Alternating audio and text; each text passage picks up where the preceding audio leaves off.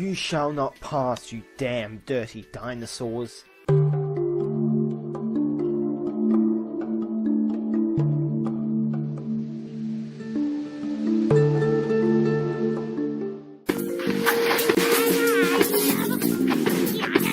The story for Go Home Dinosaurs is pretty much non-existent. You and your chipmunk friends are having a barbecue, some dinosaurs attack you because they want some of your steaks, and you both arm in tower to dinosaur combat to protect the steaks. Surprise! Oh, wrong party.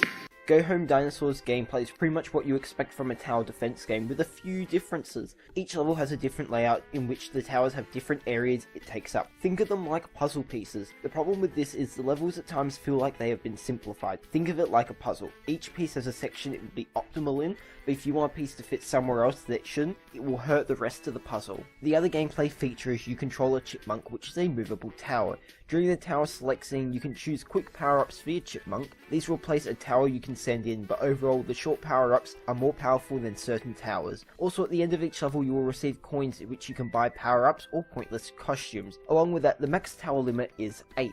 In order to place your towers down, you'll collect coconuts which will spawn over time. One problem with the gameplay is that for the most part it feels simple, but that does not mean that it's easy. It also feels out of place on the PC platform. The game during the entire time I was playing just felt it belonged on the mobile platform. The game in short play sessions is more enjoyable, but for extended play sessions you'll become bored, which is why I'm saying it feels out of place. I'm not saying tower defense games do not belong on the PC.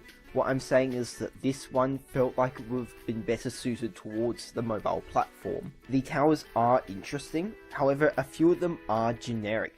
You have the tower which will shoot the enemy, a tower which will slow things down, a tower which will damage the dinosaurs in an area, a tower that will bring down a meteor which will deal a big amount of damage, and a laser tower. Some others include a shrink ray and another one which will create a tear which will send dinosaurs back to the start of the level. There are more of these, but these are just some of the towers. The dinosaur variety is solid, with around 7 different types of dinosaurs.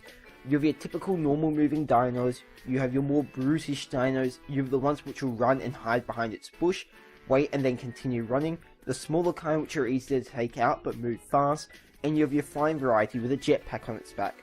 The rest you shall have to play and find out. On top of that, you have in certain levels a snowball at certain rows, which when you click on that will roll and suck up those dinosaurs in that row and send them back to said row.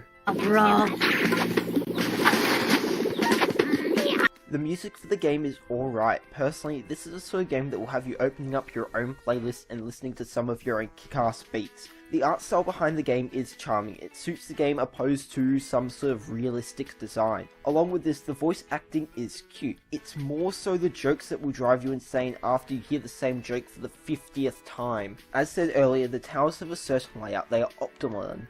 The main problem with this is that the level will indicate greatly towards which towers you should use. You don't have to use said towers, however you'll then be restricted to the amount of towers you can place down. The other annoyance with this is that the game feels like it's hand-holding because the amount of times you encounter a level which is like this. Go Home Dinosaurs has put me in a difficult position where the game technically isn't bad, but the game will grow stale after a while. It is a solid tower defense game, and it is only $10 with 4 to 5 hours of gameplay. There are a few interesting mechanics along with a nice visual style, and is surprisingly difficult. I found myself only a handful of times completing the game with 3 stakes. The only negative is the fact that the game doesn't really have any replayability. The gameplay's never really changed up, except for the end of each chapter which will have a boss to deal with. The jokes will grow stale really fast, and it feels like it has a set way for you to complete most levels, and that will probably turn off a lot of people. So in the end, I'm going to give Go Home Dinosaurs a 7 out of 10. Personally, Go Home Dinosaurs isn't my cup of tea. However, as a game, the features are solid with a decent range of towers and dinosaurs. If you're a fan of tower defense games and are looking for a new game, pick this game up. If you're unsure and are new to tower defense games, there are some better ones out on the market. However, I would highly suggest at least giving this game a shot when it's on the Steam sale.